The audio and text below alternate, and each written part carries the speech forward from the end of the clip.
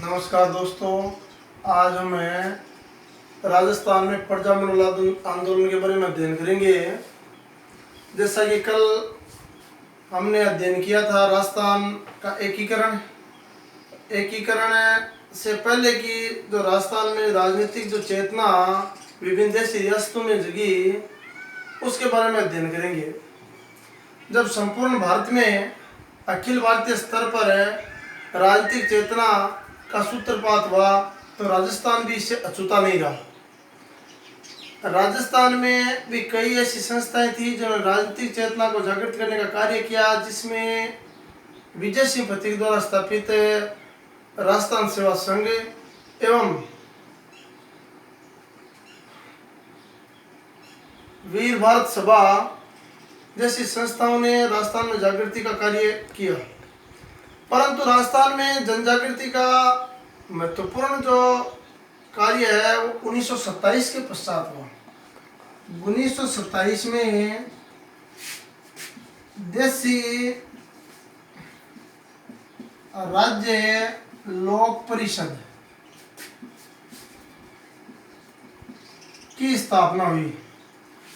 यह अखिल भारतीय देशी राज्य लोक परिषद है, उसकी स्थापना 1927 में हुई एवं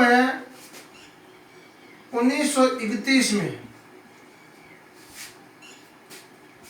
राजस्थान के प्रमुख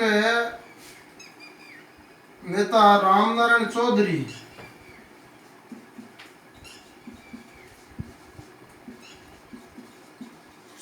के प्रयासों से अजमेर में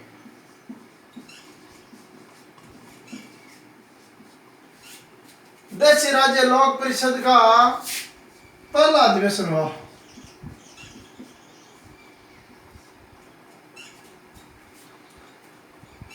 इसके पश्चात महत्वपूर्ण कार्य हुआ 1938 में। 1938 में हरिपुरा जो कांग्रेस अधिवेशन है,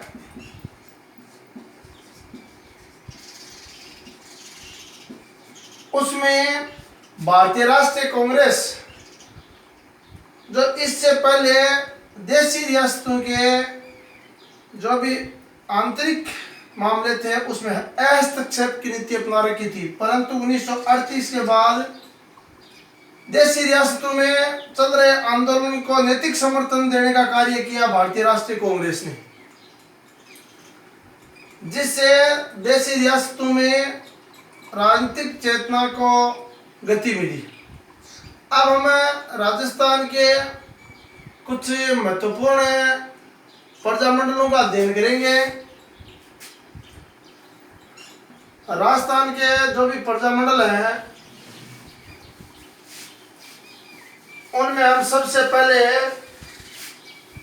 जयपुर प्रजामंडल की चर्चा करते हैं। फर्स्ट नंबर पर आ गया अपना जयपुर प्रजामंडल।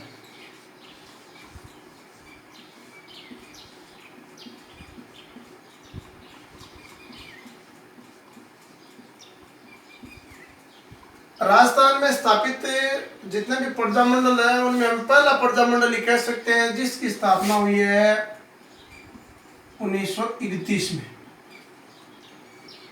और संस्थापक का नाम है कपूरचंद पाटनी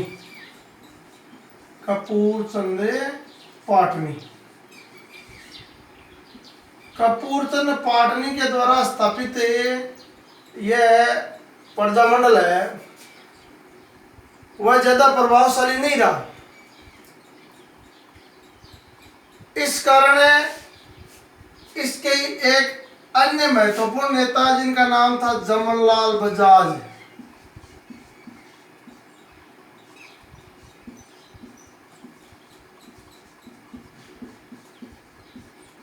उन जमनलाल बजाज की अध्यक्षता में जयपुर प्रजामंडल का प्रथम अधिवेशन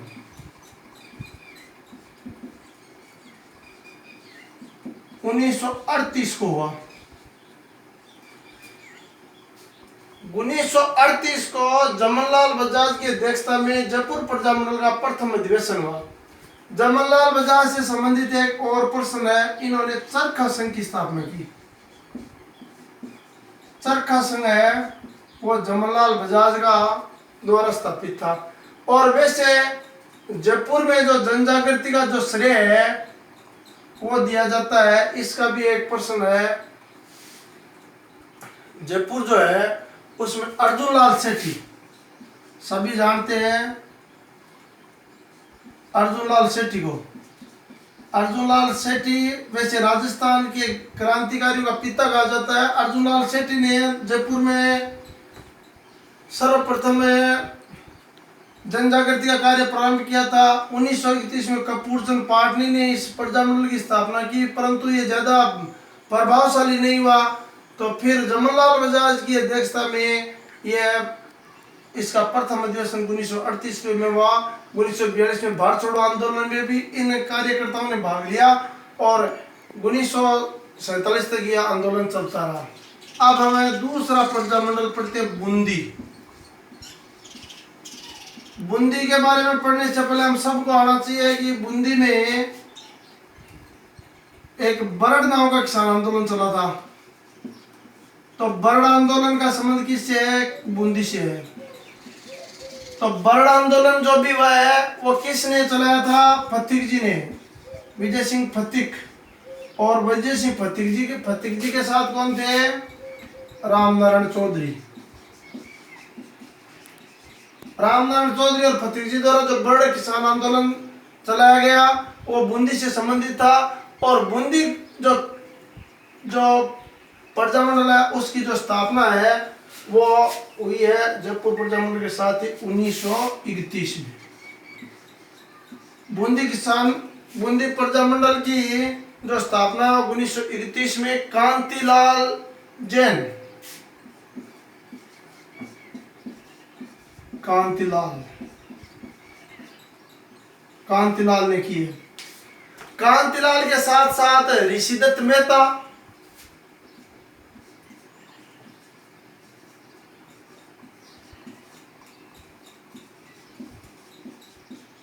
और 2 नंबर में ब्रज सुंदर शर्मा इसके प्रमुख नेता थे।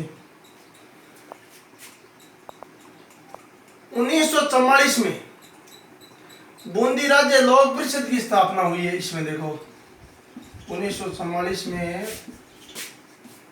बूंदी राज्य लोक परिषद की स्थापना हुई है।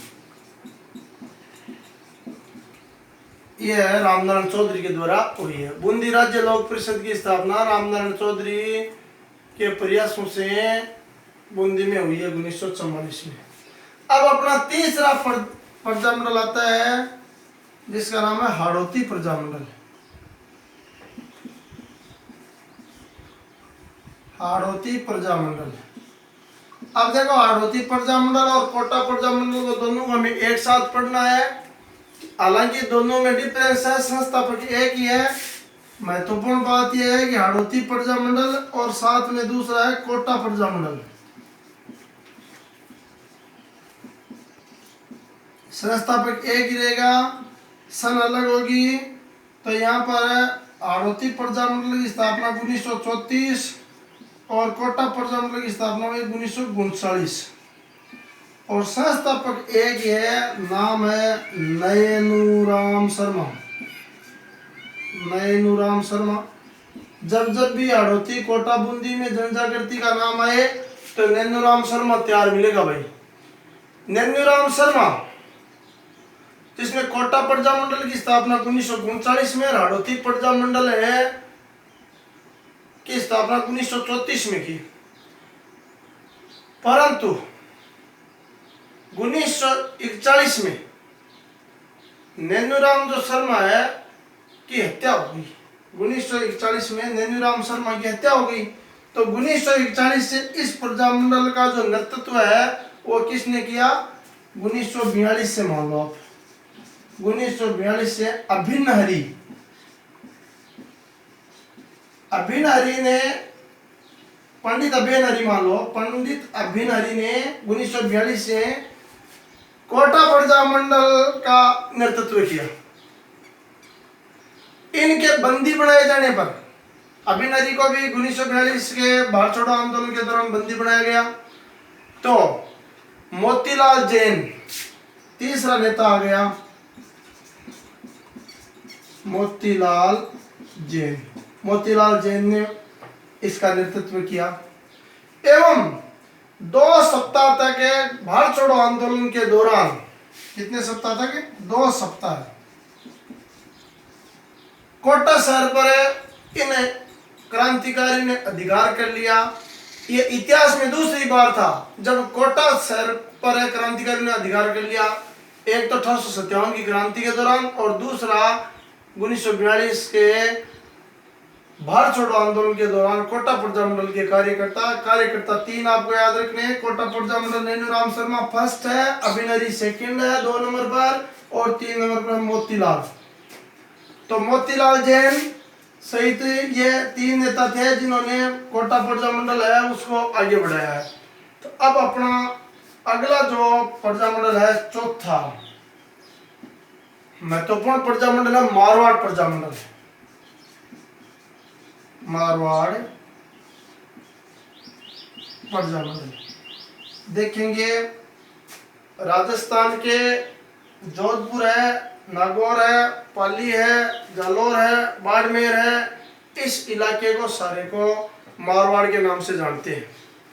और मारवाड़ में जो भी आंदोलन हुआ है उसका सबसे ज्यादा श्रेय दिया जाता है, वो आदमी है जयनारायण व्यास। तो मारवाड़ प्रजामंडल की स्थापना 1934 और इसमें जो संस्थापक है उसका नाम है जय नारायण व्यास। तो व्यास जी ने इसकी स्थापना की है, परंतु इस 1934 में स्थापित व्यास जी द्वारा स्थापित प्रजामंडल की अध्यक्षता का जो कार्य है वो भंवरलाल सर्राफ ने इसकी अध्यक्षता की है। अब इस मारवाड़ प्रजामंडल से संबंधित हम 3 अन्य संस्थाओं की चर्चा करें जिन जो इस प्रजामंडल की स्थापना से पहले हुई है। सबसे पहले 1918 में चांदमल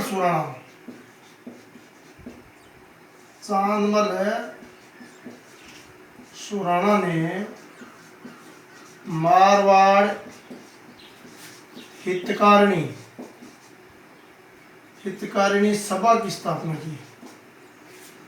चांदमल सुराणा ने मारवाड़ हितकारिणी सभा की स्थापना कब की? 1918 में। अब है इसके जस्ट ही 2 साल बाद 1920 में जयनारायण व्यास ने मारवाड़ सेवा संघ की स्थापना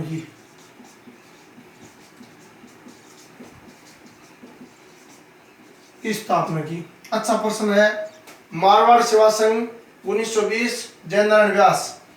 अब देखेंगे हम तीसरी संस्था की बात कर रहे हैं जो 1929 में व्यास जी द्वारा स्थापित है, मारवाड़ राज्य लोक परिषद। व्यास जी ने किसकी की है? मारवाड़ देशी राज्य लोक परिषद। तो इस प्रकार हमारा था मारवाड़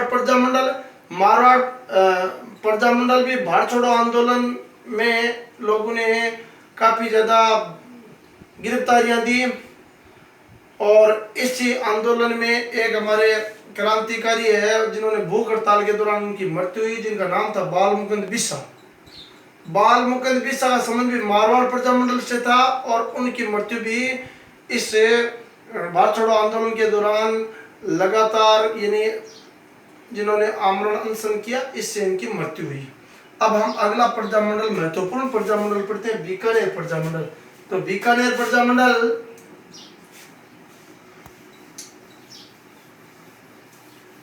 बीकानेर में जो क्रांति है उसका श्रेय खास तौर पर है कन्हैयालाल ढूंढ और स्वामी गोपाल दास को जाता है। जैसा कि सभी विद्यार्थी या प्रतियोगी परीक्षाओं की तैयारी कर रहे हैं, जो भी बंधु हैं, उन्होंने सबने सुन रखा है। बीकानेर में सर्वप्रथम है जो क्रांति है, उसका कार्य है कन्हैयालाल ढूंढ और स्वामी गोपाल दास ने किया है। तो सबसे पहले हमें पढ़े बीकानेर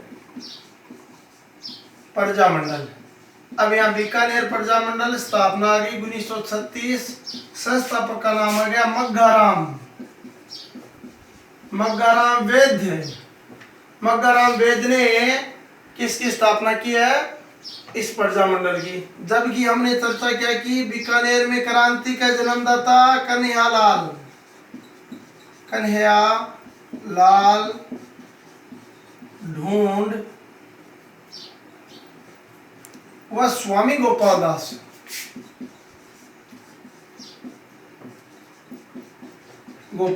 थे। इन्होंने चूरू सर्वहितकारिणी सभा की स्थापना की स्वामी गोपाल दास ने, और पुत्री पाठशाला की स्थापना की। इसके लिए पुत्री पाठशाला पर प्रतिबंध लगाया गया तत्कालीन शासक गंगा सिंह द्वारा। अब 1932 में जब गंगा सिंह, बीकानेर महाराजा गंगा सिंह ने तृतीय गोलमेज सम्मेलन में भाग लेने के लिए लंदन गए, तो पीछे से कन्हैयालाल ढूंढ और स्वामी गोपाल दास, जिसमें रघुवर दयाल, मुक्ता प्रसाद आदि जो भी कार्यकर्ता इस प्रजा मंडल के थे, उन सब ने बीकानेर एक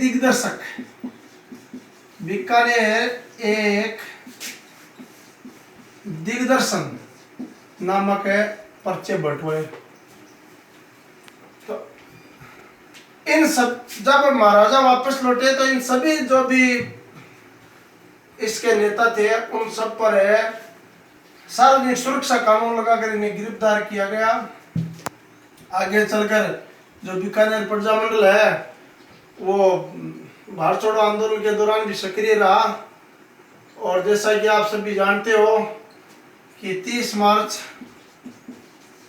1949 को जो व्रत राजस्थान था, उसमें बीकानेर का क्या हो गया, विलय हो गया। और जो हीरालाल शास्त्री के नेतृत्व में जो मंत्रिमंडल बना, उसमें रघुवर दयाल गोयल, जो बीकानेर की ओर से हैं, रघुवर दयाल गोयल सब मंत्री बने थे। तो ये बात आप जान गए। अब हमारा अगला महत्वपूर्ण प्रजा मंडल है, जिसका नाम है यानी मेवाड़ प्रजा मंडल। अब की बार जो प्रजा मंडल है वो है मेवाड़ प्रजा मंडल। मेवाड़ प्रजा मंडल जो है, वैसे प्रजा मंडल के हिसाब से हमने 9 नंबर पर पढ़ रहे हैं। 8 प्रजा मंडल हमने पहले पढ़ लिए हैं और 9 नंबर प्रजा मंडल हमें पढ़ रहे हैं। तो मेवाड़ प्रजा मंडल है महत्वपूर्ण प्रजा मंडल है। बड़ी परीक्षा में प्रश्न आया 1938। और जैसा कि कल उदयपुर का तीसरे चरण में विलय में हमने नाम पढ़ा था, वो सेम व्यक्ति है माणिक्यलाल वर्मा, इसके संस्थापक। अन्य सदस्यों में यहाँ पर बलवंत सिंह मेहता रहेंगे। बलवंत सिंह मेहता, परीक्षाओं में ज्यादातर प्रश्न आता है कि मेवाड़ प्रजा मंडल है कि किन्हीं 2 नेताओं के नाम लिखो। स्कूली पाठ्यक्रम में बलवंत सिंह मेहता और इनके माध्यम से ये वह है माणिक्यलाल वर्मा आदि के। इसकी दिनांक भी पूछी गई है एक परीक्षा में, तो ये 24 अप्रैल है। 24 अप्रैल 1938 को माणिक्यलाल वर्मा के नेतृत्व में मेवाड़ प्रजा मंडल की स्थापना हुई। परंतु कुछ दिनों बाद ही ये 11 मई 1938 को तत्कालीन सरकार द्वारा इस प्रजा मंडल को गैर कानूनी घोषित कर दिया गया। तो एवं मेवाड़ प्रजा मंडल के प्रमुख नेता माणिक्यलाल वर्मा को गिरफ्तार करके निर्वासित कर दिया। तो माणिक्यलाल वर्मा अजमेर पहुंचे और वर्मा जी ने अजमेर में रहते हुए मेवाड़ का वर्तमान शासन पुस्तक लिखी जिसमें शासन की कटु आलोचना की। देखो ये भी प्रश्न है एक, मेवाड़ का वर्तमान शासन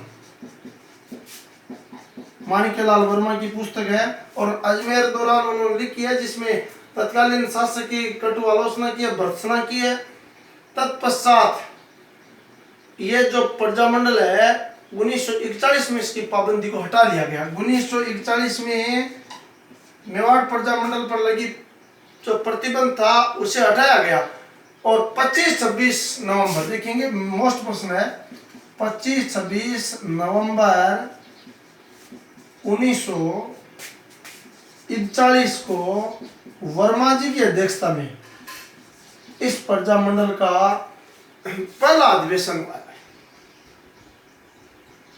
इसके पश्चात एक और महत्वपूर्ण सन है जनवरी 1, 1946 को उदयपुर में अखिल भारतीय देशी राज्य लोक परिषद जिसकी स्थापना 1927 में हुई थी, हमने प्रारंभ में यह प्रश्न जाना था, उसका 7वां अधिवेशन। कौन सा? 7वां अधिवेशन। किस संस्था का 7वां अधिवेशन 1 जनवरी 1946 को उदयपुर में संपन्न हुआ? अखिल भारतीय देशी राज्य लोक परिषद का 7वां अधिवेशन है वो उदयपुर में आयोजित हुआ। अब इससे संबंधित देखो एक हमने प्रश्न देखा कि 1941 को 25-26 नवंबर 1941 को वर्मा जी की अध्यक्षता में मेवाड़ प्रजामंडल का प्रथम अधिवेशन हुआ। इसमें 2 राष्ट्रीय स्तर के नेता भी भाग लेने के लिए आए जिसमें आचार्य कृपलानी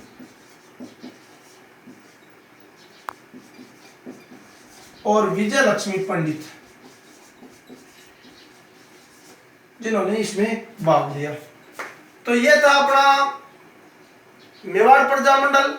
देखेंगे सबसे महत्वपूर्ण ये 9 ही प्रजामंडल थे। अब हम प्रजामंडलों के बारे में जो भी पढ़ रहे हैं वो सिर्फ प्रजामंडलों के नाम लिखेंगे, सन लिखेंगे और उनके संस्थापकों के नाम लिखेंगे।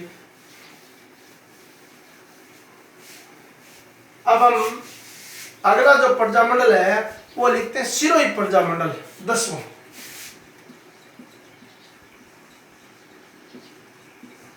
सिरोही प्रजामंडल स्थापना इसकी भी 1934 में हुई है जिसमें देखो वैसे सिरोही में आपने सबने गोकुल भाई भट्ट का नाम सुन रखा है, परंतु जब संस्थापक का नाम आता है तो वर्दी शंकर त्रिवेदी नाम आएगा।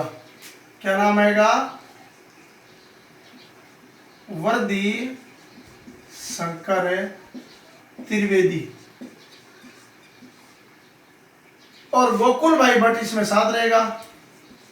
सिरोही का निर्विवाद नेता था गोकुल भाई भट्ट। अब 11वां प्रजामंडल जब हम पढ़ते हैं तो है करौली जिसका प्राचीन नाम है गोपालपाल। करौली प्रजामंडल स्थापना 1938 और सबको मालूम है त्रिलोक चंद माथुर ने इसकी स्थापना की है। माथुर ने इसकी स्थापना की है। अब हमें अगला प्रजामंडल है 12वां प्रजामंडल है वो लिखते हैं अलवर प्रजामंडल। राजस्थान का सिंहद्वार अलवर और अलवर प्रजामंडल की स्थापना भी 1938 में। 1938 में अलवर जो प्रजामंडल है वो हरिनारायण शर्मा के है।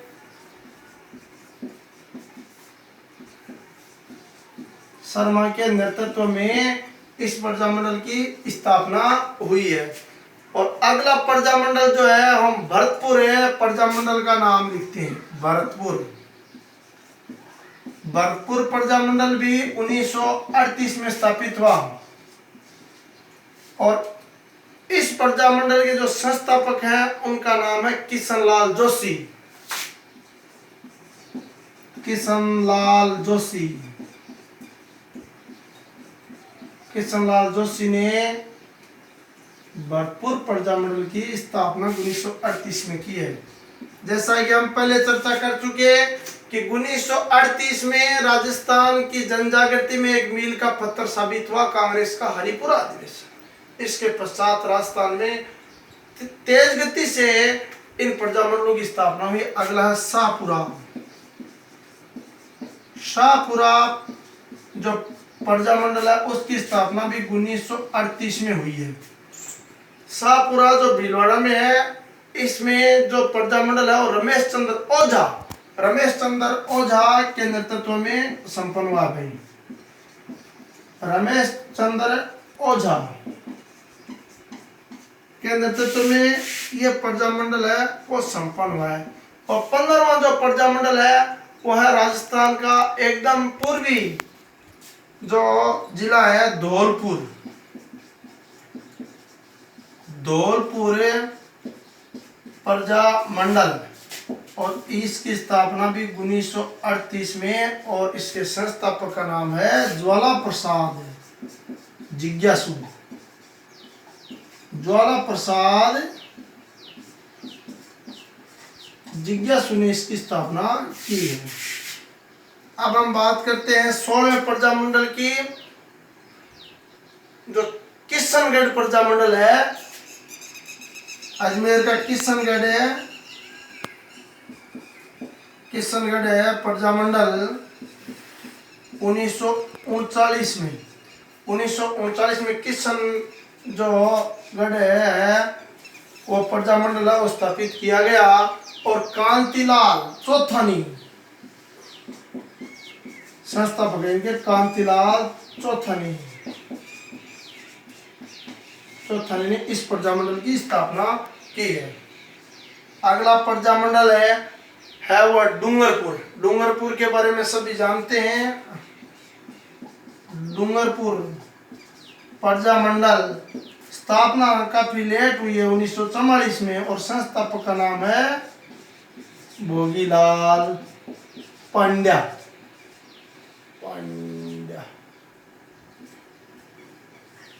भोगीलाल पांड्या ने डूंगरपुर प्रजामंडल की स्थापना की है।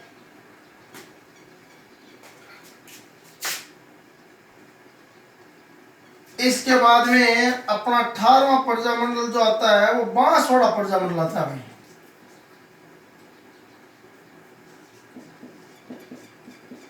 बांसवाड़ा प्रजामंडल डूंगरपुर का एकदम समीपवर्ती जिला है बांसवाड़ा, जिसमें प्रजामंडल की स्थापना हुई 1945 में।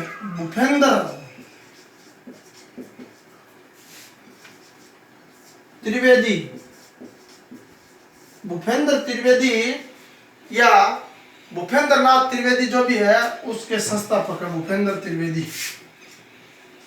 तो बांसवाड़ा प्रजामंडल के बाद में अपना आता है प्रतापगढ़ प्रजामंडल, पास समीपवर्ती है प्रतापगढ़ प्रजामंडल जो कांठल का भाग है। देखो तीनों कांठल के जिले यहाँ पर हमारे लगातार आए हैं। डूंगरपुर है, बांसवाड़ा है, तो प्रतापगढ़ की प्रजामंडल की स्थापना 1945 में अमृतलाल पाइक ने की है। और हमने एक प्रजामंडल जिसका थोड़ा सा विस्तार से वर्णन करना था वो हमने छोड़ दिया। जैसलमेर प्रजामंडल स्थापना इसकी भी 1945 में, सबको मालूम है मीठालाल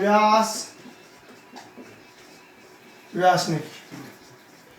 तो ये था हमारा प्रजामंडलों के बारे में जो चर्चा है। देखो 20 प्रजामंडल बताए, प्रजामंडल हो सकते हैं 25 भी हैं, परंतु इन 20 प्रजामंडलों में खास तौर पर 9 प्रजामंडलों में हमने थोड़ा विस्तार से वर्णन किया। तो मैंने दूसरी बार ये प्रयास किया है कोई भी मतलब वीडियो बनाने का। इससे पहले बड़ी जो अपनी कक्षाएं हैं उनमें पढ़ाने का अनुभव रहा है, फिर भी अब स्थितियां कुछ ऐसी हो गई हैं कि हमें ये ऑनलाइन पढ़ाना पड़ेगा। तो जो भी भाई बंधु इस वीडियो को देखें वो मेरे YouTube चैनल है को सब्सक्राइब करें, उसको लिंक को जाकर देखें और ज़्यादा से ज़्यादा इस वीडियो को शेयर करें। आगामी दिनों में हम लगातार ये इतिहास को छोड़कर राजनीति विज्ञान और भूगोल पर भी वीडियो बनाएंगे। ये जो हमारे 2 लगातार वीडियो जो बनाए हैं ये सभी के लिए तैयारी के लिए है। ये कक्षाओं में सिलेबस में चलते हैं और विभिन्न प्रतियोगी परीक्षाओं में इनका बहुत बड़ा महत्व है। धन्यवाद।